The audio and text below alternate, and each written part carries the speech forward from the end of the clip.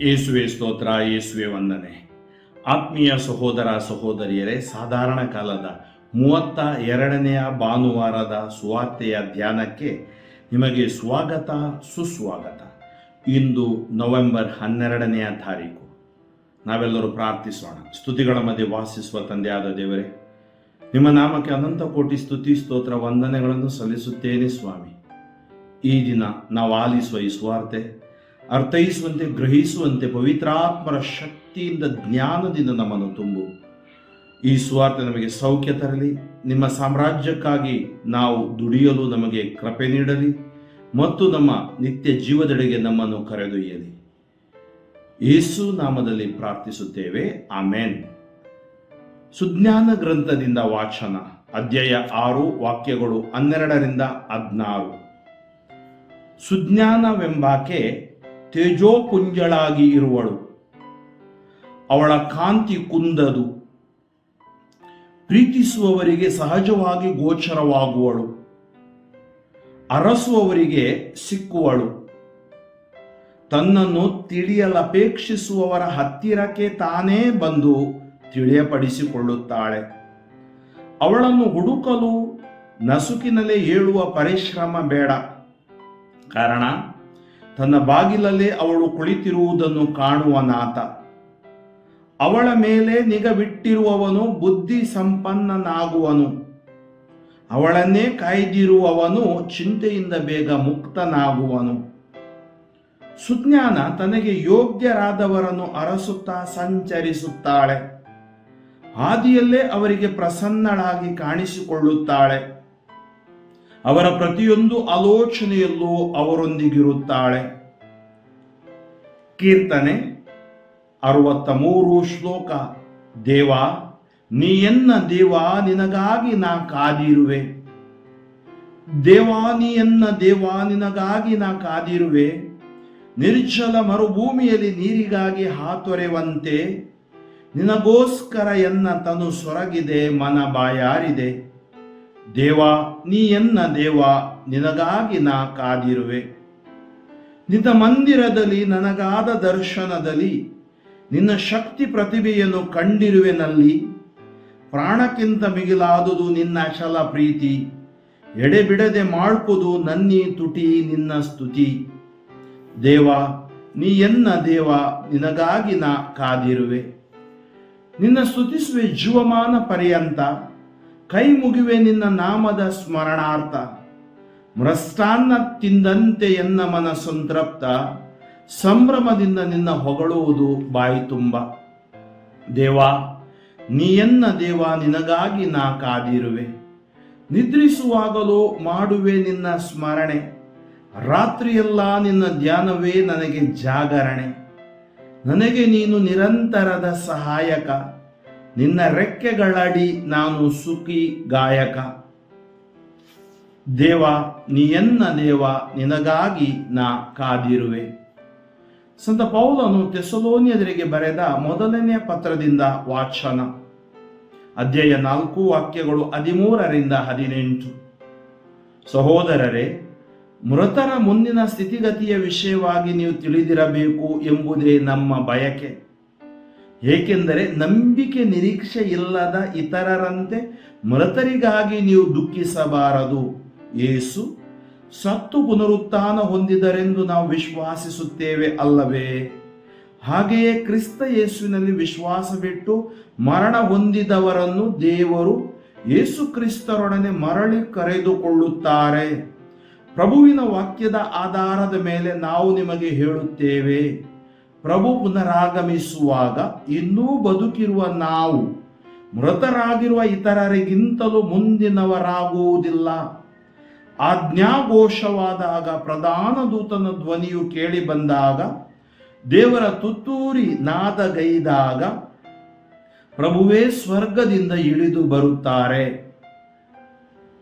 ಆಗ ಕ್ರಿಸ್ತಸ್ಥರಾಗಿ ಮೃತರಾದವರು ಮೊದಲು ಎದ್ದು ಬರುತ್ತಾರೆ. ಆಮೇಲೆ ಇನ್ನೂ ಬದುಕಿರುವ ನಾವು ಎದ್ದು ಬಂದವರೊಡನೆ ಆಕಾಶ ಮಂಡಲದಲ್ಲಿ ಪ್ರಭುವನ್ನು ಎದುರುಗೊಳ್ಳಲು ಮೇಘಾರೂಢರಾಗಿ ಮೇಲಕ್ಕೆ ಒಯ್ಯಲ್ಪಡುತ್ತೇವೆ. ಹೀಗೆ ಸರ್ವದಾ ನಾವು ಪ್ರಭುವಿನೊಂದಿಗೆ ಇರುತ್ತೇವೆ. ಆದ್ದರಿಂದ ಈ ಮಾತುಗಳಿಂದ ಒಬ್ಬರನ್ನೊಬ್ಬರು ಸಂತೈಸಿಕೊಳ್ಳಿರಿ. ಘೋಷಣೆ, ಅಲೆಲುಯ್ಯ ಅಲೆಲುಯ್ಯ, ನೀವು ಸಹ ಸಿದ್ಧರಾಗಿರಿ, ಏಕೆಂದರೆ ನರಪುತ್ರನು ನೀವು ನಿರೀಕ್ಷಿಸದ ಗಳಿಗೆಯಲ್ಲಿ ಬರುವನು. ಅಲೆಲುಯ್ಯ. ಸಂತ ಮತ್ತಾಯನು ಬರೆದ ಶುಭ ಸಂದೇಶದಿಂದ ವಾಚನ, ಅಧ್ಯಾಯ 25 ವಾಕ್ಯಗಳು 1-13. ಯೇಸು ತಮ್ಮ ಶಿಷ್ಯರಿಗೆ ಹೀಗೆಂದರು, ಆ ದಿನಗಳಲ್ಲಿ ಸ್ವರ್ಗ ಸಾಮ್ರಾಜ್ಯ ಹೇಗಿರುವುದು ಎನ್ನುವುದಕ್ಕೆ ಈ ಸಾಮರ್ಥ್ಯವನ್ನು ಕೊಡಬಹುದು. 10 ಮಂದಿ ಕನ್ಯೆಯರು ದೀಪಾರತಿ ಹಿಡಿದು ಮಧುವಣಿಗನನ್ನು ಎದುರುಗೊಳ್ಳಲು ಹೋದರು. ಅವರಲ್ಲಿ 5 ವಿವೇಕಿಗಳು, 5 ಅವಿವೇಕಿಗಳು. ಅವಿವೇಕಿಗಳು ದೀಪಗಳನ್ನು ತೆಗೆದುಕೊಂಡರೆ ಹೊರತು ಜೊತೆಗೆ ಎಣ್ಣೆಯನ್ನು ತೆಗೆದುಕೊಳ್ಳಲಿಲ್ಲ. ವಿವೇಕಿಗಳಾದರೂ ದೀಪಗಳ ಜೊತೆಗೆ ಬುಡ್ಡಿಗಳಲ್ಲಿ ಎಣ್ಣೆಯನ್ನು ತೆಗೆದುಕೊಂಡರು. ಮಧುವಣಿಗ ಬರುವುದು ತಡವಾಯಿತು. ಅವರೆಲ್ಲರೂ ತೂಕಡಿಸುತ್ತಾ ಹಾಗೆ ನಿದ್ರೆ ಹೋದರು. ನಡುರಾತ್ರಿಯ ವೇಳೆ, ಇಗೋ, ಮಧುವಣಿಗ ಬರುತ್ತಿದ್ದಾನೆ, ಬನ್ನಿ ಆತನನ್ನು ಎದುರುಗೊಳ್ಳಿ ಎಂಬ ಕೂಗು ಕೇಳಿಸಿತು. ಕನ್ಯೆಯರೆಲ್ಲರೂ ಎದ್ದರು, ತಮ್ಮ ತಮ್ಮ ದೀಪದ ಬತ್ತಿಯನ್ನು ಸರಿ ಮಾಡಿದರು. ಅವಿವೇಕಿಗಳು, ನಮ್ಮ ದೀಪಗಳು ಆರಿ ಹೋಗುತ್ತಾ ಇವೆ, ನಿಮ್ಮ ಎಣ್ಣೆಯಲ್ಲಿ ನಮಗೂ ಕೊಂಚ ಕೊಡಿ ಎಂದು ವಿವೇಕಿಗಳನ್ನು ಕೇಳಿಕೊಂಡರು. ಅದಕ್ಕೆ ಅವರು, ನಿಮಗೆ ಕೊಟ್ಟರೆ ನಮಗೂ ನಿಮಗೂ ಸಾಲದೆ ಹೋದೀತು, ನೀವು ಅಂಗಡಿಗೆ ಹೋಗಿ ಕೊಂಡುಕೊಂಡರೆ ಒಳ್ಳೆಯದು ಎಂದರು. ಅಂತೆಯೇ ಅವರು ಎಣ್ಣೆಯನ್ನು ಕೊಂಡುಕೊಳ್ಳಲು ಹೋದಾಗ ಮಧುವಣಿಗನು ಬಂದೇ ಬಿಟ್ಟನು. ಸಿದ್ಧರಾಗಿದ್ದವರು ಅವನ ಸಂಗಡ ವಿವಾಹ ಮಹೋತ್ಸವಕ್ಕೆ ಹೋದರು. ಕಲ್ಯಾಣ ಮಂಟಪದ ಬಾಗಿಲುಗಳನ್ನು ಮುಚ್ಚಲಾಯಿತು. ಉಳಿದ ಕನ್ಯೆಯರು ಅನಂತರ ಬಂದರು. ಸ್ವಾಮಿ, ಸ್ವಾಮಿ, ನಮಗೆ ಬಾಗಿಲು ತೆರೆಯಿರಿ ಎಂದು ಕೂಗಿಕೊಂಡರು. ಅದಕ್ಕೆ ಉತ್ತರವಾಗಿ ಆ ಮಧುವಣಿಗ, ಅದಾಗದು, ನೀವು ಯಾರೋ ನನಗೆ ಗೊತ್ತಿಲ್ಲ ಎಂದು ಬಿಟ್ಟ.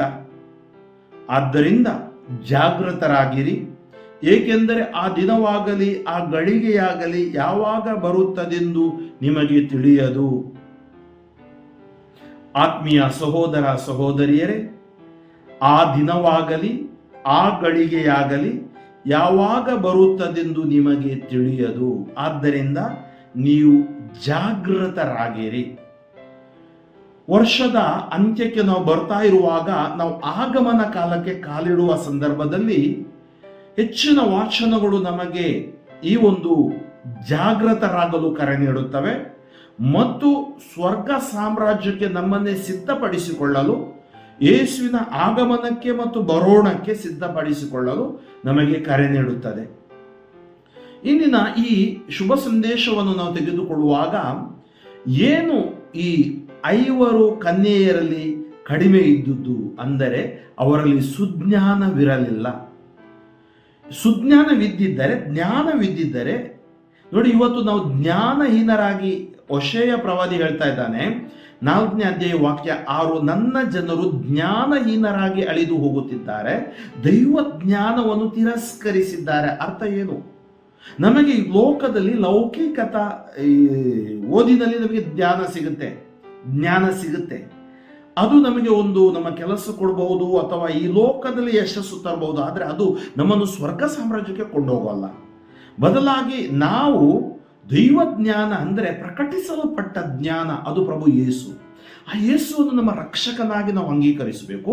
ಆ ಯೇಸುವಿನ ಆ ಹಾದಿಯಲ್ಲಿ ನಾವು ಬಾಳಬೇಕು. ನಾವಿರ್ಬೋದು ಲೋಕದ ಜ್ಞಾನದಲ್ಲಿರುವಾಗ ಒಳ್ಳೆಯವರಾಗಿ ಬಾಳಲು ಸಾಧ್ಯ, ವಾಕ್ಯದಲ್ಲಿ ಬಾಳಲು ಸಾಧ್ಯ, ಪ್ರಾರ್ಥನೆಯಲ್ಲಿ ಬಾಳಲು ಸಾಧ್ಯ, ಪ್ರಾಮಾಣಿಕರಾಗಿ ಬಾಳಲು ಸಾಧ್ಯ, ದೀನರಾಗಿ ಸರಳರಾಗಿ ಬಾಳಲು ಸಾಧ್ಯ. ಅದಕ್ಕಾಗಿ ನಾವು ಈ ಲೋಕದಲ್ಲಿರುವಾಗ ನಮ್ಮ ಜೀವನವನ್ನು ಒಂದು ಬ್ಯಾಲೆನ್ಸ್, ಸಮತೋಲನ ಮಾಡಲು ನೋಡ್ಕೊಳ್ಬೇಕು. ನಾವು ಒಂದೇ ರಂಗದಲ್ಲಿ ಮುಂದೆ ಹೊರದ್ರೆ ಸಾಲದು. ಯಾಕೆಂದ್ರೆ ನಾವು ಈ ಲೋಕದಲ್ಲಿ ಒಂದು ಅರ್ಥದಲ್ಲಿ ನಾವು ಬಾಡಿಗೆ ಮನೆಯಲ್ಲಿರುವವರ ತರ ಇದ್ದೀವಿ.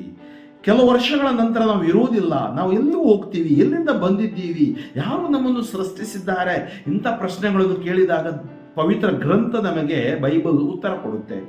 ಅದಕ್ಕಾಗಿ ಇವತ್ತು ನಾವು ಅವಿವೇಕಿಗಳಾಗಬಾರ್ದು, ವಿವೇಕಿಗಳಾಗಬೇಕು. ವಿವೇಕ ದೇವರು ಕೊಡುವ ಒಂದು ಜ್ಞಾನ.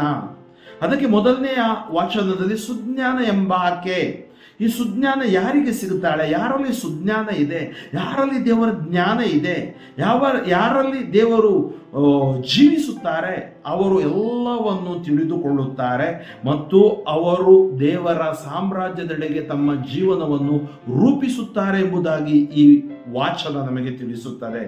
ಆದ್ದರಿಂದ ಸುಜ್ಞಾನ ಗ್ರಂಥದಲ್ಲಿ ನಮ್ಮ ಜೀವನಕ್ಕೆ ಏನೆಲ್ಲ ಬೇಕು ಅದರ ಕುರಿತು, ಈ ಮಾಹಿತಿ ಕುರಿತು ಆ ಸುಜ್ಞಾನ ಗ್ರಂಥದಲ್ಲಿ ನಾವು ನೋಡಬಹುದು. ಎರಡನೇದಾಗಿ ನಾವಿಲ್ಲಿ ನೋಡ್ತೀವಿ, ನಾವು ವಾಪಸ್ ಬರೋಣ ಶುಭ ಸಂದೇಶಕ್ಕೆ. ನಮ್ಮಲ್ಲಿ ಸುಜ್ಞಾನ ಕಡಿಮೆಯಾದಾಗ ಅಥವಾ ದೈವಜ್ಞಾನ ಕಡಿಮೆಯಾದಾಗ ಏನಾಗುತ್ತೆ? ನಾವು ಹೆದರ್ತೀವಿ, ಭಯಪಡ್ತೀವಿ, ಲೌಕಿಕವಾಗಿ ನಾವು ಯೋಚಿಸ್ತೀವಿ.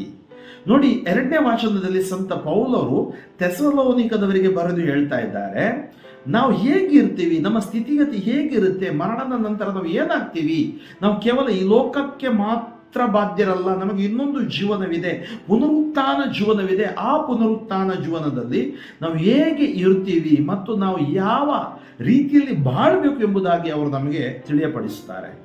ಮೃತರ ಮುಂದಿನ ಸ್ಥಿತಿಗತಿಯ ವಿಷಯವಾಗಿ ನೀವು ತಿಳಿದಿರಬೇಕು ಎಂಬುದೇ ನನ್ನ ಬಯಕೆ.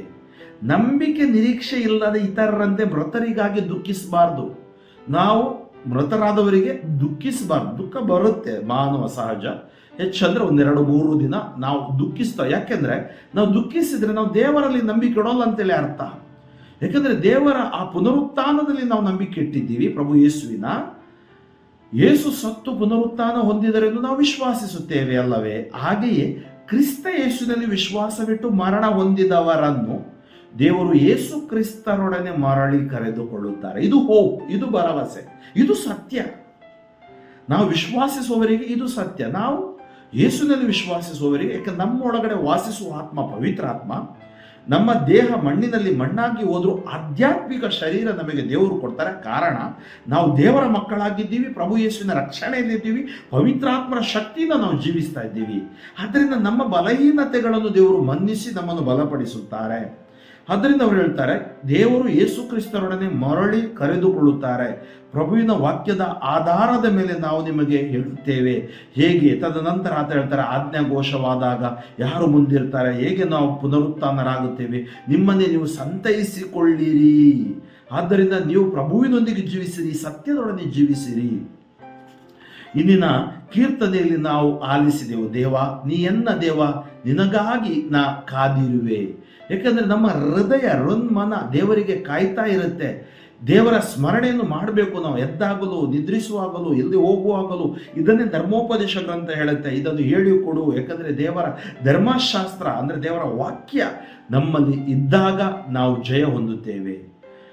ಮತ್ತೆ ವಾಪಸ್ ಬರೋಣ ಶುಭ ಸಂದೇಶದಲ್ಲಿ. ನಾವು ವಿವೇಕಿಗಳ ಅವಿವೇಕಿಗಳ, ನಮ್ಮ ಈ ಸಾಮ್ರಾಜ್ಯ ಅಂದ್ರೆ ನಾವು ಈ ಲೋಕದಲ್ಲಿ ನಮ್ಗೆ ಒಳ್ಳೆ ಹುದ್ದೆ ಇರ್ಬೋದು, ಅಧಿಕಾರ ಇರ್ಬೋದು, ಹಣ ಇರ್ಬೋದು, ಎಲ್ಲ ಇರ್ಬೋದು.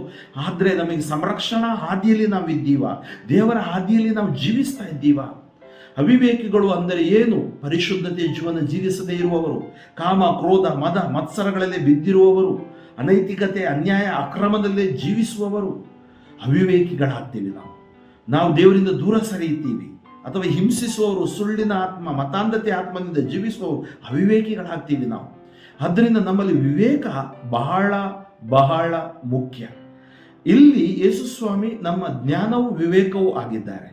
ಇಲ್ಲಿ ಮಧುವಣಿಗ ಅಂದ್ರೆ ನಮ್ಮ ಈ ಜೀವನದಲ್ಲಿ ನಾವು ಸಿದ್ಧತೆ ಮಾಡದಿದ್ದರೆ ನಾವು ದೇವರ ರಾಜ್ಯದೊಳಗೆ ನಾವು ಪ್ರವೇಶಿಸುವುದಿಲ್ಲ, ಸ್ವರ್ಗ ಸಾಮ್ರಾಜ್ಯದೊಳಗೆ ಪ್ರವೇಶಿಸುವುದಿಲ್ಲ.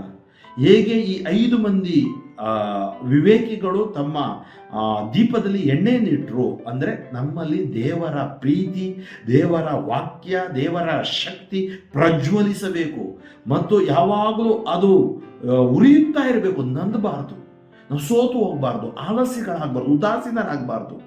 ವಿವೇಕಿಗಳಾಗಿ ನಾವು ಬಾಳಿದಾಗ ಎಲ್ಲವನ್ನು ನಾವು ಈ ಲೋಕದಲ್ಲಿ ಯಾವ ರೀತಿಯಲ್ಲಿ ಜೀವಿಸಲು ಸಾಧ್ಯ, ವಿವೇಕ ಬಹಳ ಬಹಳ ಬಹಳ ಮುಖ್ಯ. ಇದನ್ನೇ ಸೊಲೊಮೋನ ಬೇಡಿಕೊಂಡ, ನನಗೆ ವಿವೇಕ ಕೊಡು, ಜ್ಞಾನ ಕೊಡು. ಆದ್ದರಿಂದ ಅಜ್ಞಾನಿಗಳಾಗದೆ ನಾವು ದೇವರ ವಾಕ್ಯದ ಆಧಾರದ ಮೇಲೆ, ಈ ಸ್ವಾರ್ಥೆ ಆಧಾರದ ಮೇಲೆ ನಮ್ಮ ವಿಶ್ವಾಸವನ್ನು ಕಟ್ಟುತ್ತಾ, ಆಧ್ಯಾತ್ಮಿಕ ಜೀವನವನ್ನು ಬಲಪಡಿಸುತ್ತಾ, ನಮ್ಮ ಸಮೂಹದಲ್ಲಿ ಸಾಕ್ಷಿಯಾಗುತ್ತಾ, ಸಮಾಜದಲ್ಲಿ ದೀವಿಗೆಗಳಾಗಿ ಬೆಳಗುತ್ತಾ ಒಂದು ದಿನ ದೈವ ಸಾಮ್ರಾಜ್ಯವನ್ನು ನಾವು ಪ್ರವೇಶಿಸೋಣ ಅಂತ ಆಶೀರ್ವಾದ ಈ ಸ್ವಾರ್ಥ ನಮಗೆ ಕೊಡಲೆಂದು ಪ್ರಾರ್ಥಿಸೋಣ. ಸ್ತುತಿಗಳ ಮಧ್ಯೆ ವಾಸಿಸುವ ತಂದೆಯಾದ ದೇವರೇ, ನಿಮ್ಮ ನಾಮಕ್ಕೆ ಅನಂತ ಕೋಟಿ ಸ್ತುತಿ ಸ್ತೋತ್ರ ವಂದನೆಗಳನ್ನು ಸಲ್ಲಿಸುತ್ತೇನೆ. ಇಂದು ವಿವೇಕದ ಆತ್ಮವನ್ನು ನಮಗೆ ದಯಪಾಲಿಸು, ನಿಮ್ಮ ಸುಜ್ಞಾನವನ್ನು ದಯಪಾಲಿಸು. ಎಲ್ಲ ಅಜ್ಞಾನ ಅವಿವೇಕವನ್ನು ನಮ್ಮಿಂದ, ನಮ್ಮ ಜೀವನದಿಂದ, ಕುಟುಂಬದಿಂದ, ಸಮಾಜದಿಂದ, ವಿಶ್ವದಿಂದ ತೊಡೆದು ಹಾಕು ಪ್ರಭುವೆ.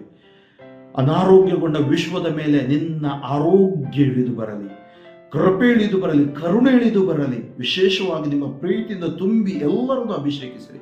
ಎಲ್ಲ ರೋಗ ರುಜಿನ ಬಾಧೆ ಪೀಡೆ ಪಿಚಾಚಿ ಶಕ್ತಿಗಳು ನಿಷ್ಕ್ರಿಯವಾಗಲಿ. ಎಲ್ಲ ಮುಖಂಡರು ಪವಿತ್ರಾತ್ಮ ಭರಿತರಾಗಿ ವಿಶ್ವವನ್ನು ನಡೆಸಲು ಬೇಕಾದ ಸ್ವರ್ಗೀಯ ಜ್ಞಾನ ಇಳಿದು ಬರಲಿ. Touch, heal the world lord, heal everyone. ಎಲ್ಲರನ್ನು ಸೌಖ್ಯಪಡಿಸಿರಿ. ಯೇಸು ನಾಮದಲ್ಲಿ ಪ್ರಾರ್ಥಿಸುತ್ತೇನೆ, amen. Father Franklin D'Souza, Shivamogga ಧರ್ಮಕ್ಷೇತ್ರ. ನನಗಾಗಿಯೂ ನನ್ನ ಸ್ವಾರ್ಥ ಸೇವೆಗಾಗಿಯೂ ಪ್ರಾರ್ಥಿಸಿರಿ ಆತ್ಮೀಯರೇ, ಆಮೇನ್. ಸಾಧ್ಯವಾದಷ್ಟು ಜನರಿಗೆ ಸಂದೇಶವನ್ನು ನಿಮ್ಮ ಸಾಮಾಜಿಕ ಜಾಲತಾಣದಲ್ಲಿ ಇದನ್ನು ಮುಂದೆ ಮಾಡಿ. ವಂದನೆಗಳು.